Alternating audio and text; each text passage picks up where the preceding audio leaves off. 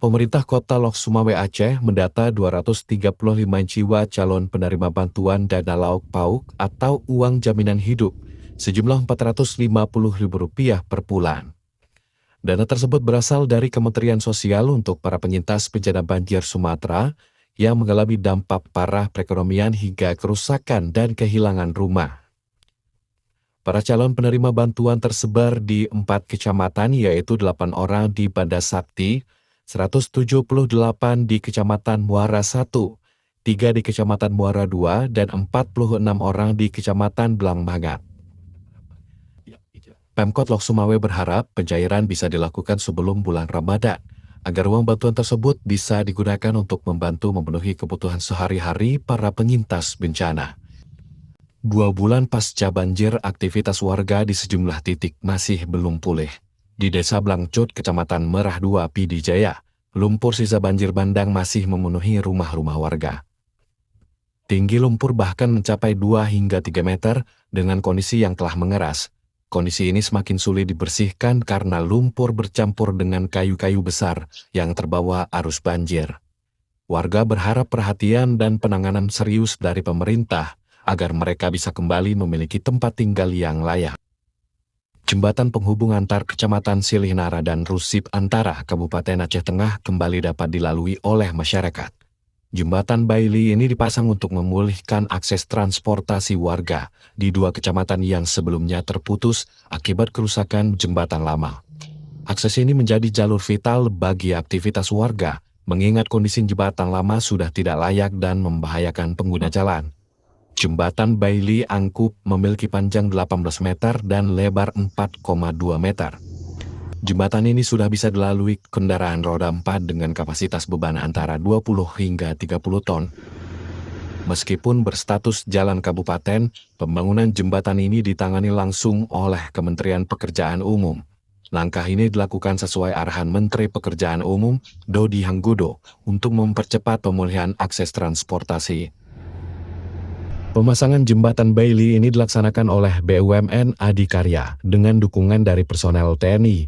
Saat ini jembatan sudah dapat dimanfaatkan oleh masyarakat di Kecamatan Silihnara dan Rusip Antara untuk mendukung kembali aktivitas warga. Wakil Presiden Republik Indonesia Gibran Rakabuming Raka melakukan kunjungan langsung ke Sekolah SMP Negeri 1 Karangbaru Aceh Tamiang pasca banjir yang melanda kabupaten ini. Dalam kunjungannya, Wakil Presiden berdiskusi dengan kepala sekolah terkait distribusi makan bergizi gratis atau MBG kepada para siswa dan siswi. Selain itu, Wakil Presiden Gibran Rakabuming Raka juga melihat langsung kondisi bangunan sekolah serta mobiler belajar yang mengalami rusak berat akibat banjir akhir November 2025 lalu. Pada kesempatan itu, Wakil Presiden mengatakan akan membantu mempercepat proses perbaikan sekolah, mulai dari rehab bangunan dan mobiler sekolah yang telah rusak akibat banjir. Selain meninjau SMP 1 Karangbaru, Wakil Presiden Gibran Rakabuming Raka juga meninjau proses pembangunan hunian sementara atau huntara yang dibangun Kementerian Pekerjaan Umum.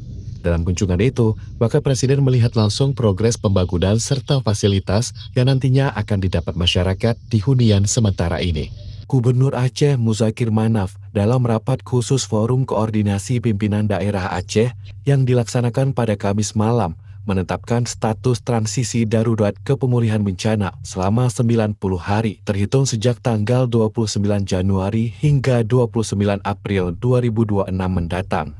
Penetapan status transisi darurat ini berdasarkan hasil kaji cepat Badan Penanggulangan Bencana Aceh dan merujuk pada Surat Menteri Dalam Negeri tentang penetapan status transisi darurat ke pemulihan bencana di Provinsi Aceh. Muzakir Manaf mengimbau seluruh satuan kerja pemerintah Aceh serta para pemangku kepentingan untuk terus mengupayakan bantuan, memperkuat koordinasi penanganan bencana dengan seluruh pihak terkait, memenuhi seluruh kebutuhan dasar masyarakat terdampak, serta melindungi kelompok rentan dan pengungsi.